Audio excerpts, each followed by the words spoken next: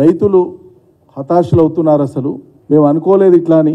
ఇప్పుడు ముఖ్యమంత్రి అయినటువంటి వ్యక్తి అంతకంటే ముందు ఎన్నికల కంటే ముందు మాట్లాడినటువంటి మాటలు 10,000 ఎందుకు ఇస్తావు సన్నాసి, 3 పంటలు పడితే 15,000 ఇవ్వాలి కదా అని చెప్పి మాట్లాడితే మేము నిజంగానే రేపు సర్కారు వస్తే ఇస్తుందేమనుకున్నాం. మరి కేసీఆర్నే సన్నాసి అని మాట్లాడినటువంటి ఆయన ముఖ్యమంత్రి అయింది కదా, మళ్ళీ ఈయన ఏమవుతాడో అని చెప్పి ఎదురు చూసినాం, నమ్మి మోసపోయినాం.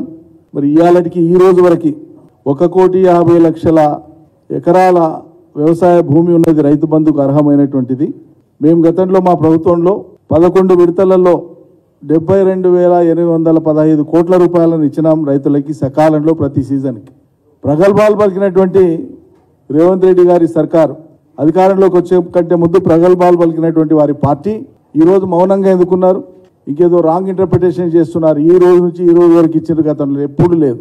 పేద రైతులందరికీ మొత్తం వ్యవసాయ భూమికి నిర్దిష్ట వ్యవధిలో వ్యవసాయానికి అనువుగా ఉండేటువంటి విధంగానే రైతు బంధు ఎందుకు తెచ్చినామో, ఏ సదాశయంతో కేసీఆర్ గారు ఆనాడు తీసుకొచ్చిండ్రో ఆ ఆశయం నెరవేరేటట్లు సకాలంలో రైతులకు పెట్టుబడి అందేటట్లు రైతు బంధు ఇచ్చింది తెలంగాణ సర్కార్. ఆయన చివరికి ఎన్నికల సమయంలో ఇది కంటిన్యూస్ ప్రోగ్రాం, దీనికి ఎన్నికల నిబంధనల రావాలి వర్తించదు అని చెప్పి మేము రైతు బంధు ఇవ్వడానికి సన్నాహకంగా అన్ని ఏర్పాట్లు చేసుకొని డబ్బు కూడా మొత్తం ఆర్థిక శాఖ సమాయత్తం చేసి రెడీగా పెడితే ఎన్నికల కమిషన్కు రిపోర్ట్ చేసి రైతు బంధు ఇప్పుడు ఇవ్వద్దు అని ఆపింది కాంగ్రెస్ పార్టీ. ఆ రోజు ఆపడమే కాదు, ప్రజలకు ఏం చెప్పింది, మేము ఆపితే మీకు మేలే జరుగుతుంది, ఇప్పుడు తీసుకుంటే 10,000 లెక్కన వస్తుంది, ఎన్నికలు అయిపోయినాక 9 తారీఖు నుంచి మీకు 15,000 లెక్కన వస్తుంది, నేను ఇస్తా, నా జిమ్మేదారి అని చెప్పి గుండెలు దించుకొని మాట్లాడాను. మరి ఎక్కడ పోయిన మరి వీళ్ళంతా ఎందుకు ఇస్తలేరు? ఈ రోజుకు 1 ఎకరా లోపల ఉండేటువంటి మొత్తం రైతాంగానికి కూడా ఇవ్వలేదు. ఎకరా లోపు ఉండేటువంటి రైతులకు కొందరికి ఇచ్చి ఆపేసినారు. 1 ఎకరాకు రైతు బంధు రాష్ట్రంలో ఇవ్వడానికే ఇలా దాదాపు 27 రోజులు అవుతుంది, ప్రభుత్వం వచ్చి 26 రోజులు అయింది, మీకు చేతనెత్తలేదు. ఎన్ని ప్రగల్భాలు మీరు బతికింది? ఈ రాష్ట్రంలో ఉండేటువంటి సుమారు 74-75 లక్షల రైతు కుటుంబాలను మోసం చేసింది కాంగ్రెస్ పార్టీ. ఘోరంగా మోసం చేసింది, అన్నదాతలను మోసం చేసింది, వంచింది. ఎందుకు ఇస్తలేరు? మా హయాంలో ప్రతిరోజు బాధ్యతగా వ్యవసాయ శాఖ నుంచి ఆనాడు నేను మంత్రిగా లేదంటే మా కార్యదర్శి గారికి చెప్పి ప్రతిరోజు అప్డేట్ ఇచ్చేది మీడియాకు. రైతు బంధు ఒకసారి ప్రారంభమైతే ఇగో రేపు రైతు బంధు వేస్తున్నాము, వేసిన రోజు ఈ రోజు ఇంతమంది రైతులకు ఇంత భూమికి ఇన్ని డబ్బులు పడ్డాయి, ఎవ్రీడే అప్డేట్ ఇచ్చినాను నేను. మీడియా మిత్రులకు అందరికీ తెలుసు, రాష్ట్ర ప్రజలకు తెలుసు. మరి వాళ్ళు ఎందుకో అప్డేట్ ఇస్తలేదు వ్యవసాయ శాఖ, ముఖ్యమంత్రి గారు ఎందుకో ఇస్తలేరు. మీరు మొదలుపెట్టి ఒకనాడు ఎకరా లోపల ఇచ్చి ఎందుకు మానేసిండ్రు? ప్రతిరోజు ఇవ్వకపోతే మీ దానికోసం వ్యవసాయం ఆగుతుందా? వ్యవసాయాన్ని ఆపి చేస్తామా? రైతుకు అవసరం ఉన్నప్పుడు ఇవ్వకపోతే మీరు తర్వాత ఇచ్చింది ఏం ఫలం? ఇచ్చే ప్రయోజనం నెరవేరుతుందా? కాబట్టి ఇంత ఘోరంగా రైతాంగాన్ని వంచడమే కాదు, మోసం చేయడమే కాదు, ఇవాళ రైతుల్ని అవమానించడం కూడా. ఇది ఆశ చూపి 10,000 కాదు ఎకరాకు మేము 10,000 చొప్పున ఇస్తామని చెప్పి, ఇంకా కౌలు రైతులకు ఇస్తామని చెప్పి ఏ రకమైన ఎన్యూమరేషన్ లేదు, ఏ రకమైన ప్రాతిపదిక లేదు, ఏ రకమైన పద్ధతి పాడలేదు. వ్యవసాయ శాఖ దగ్గర ఇవాళ రైతుల సంఖ్యతో పాటు సర్వే నంబర్లతో పాటు ఎకరాలతో పాటు మొత్తం వివరాలు వ్యవసాయ శాఖ దగ్గర ఉన్నాయి, ప్రభుత్వంలో ఉన్నాయి. మరి ఎందుకు ఇస్తలేరు? ఇవ్వాలి కదా.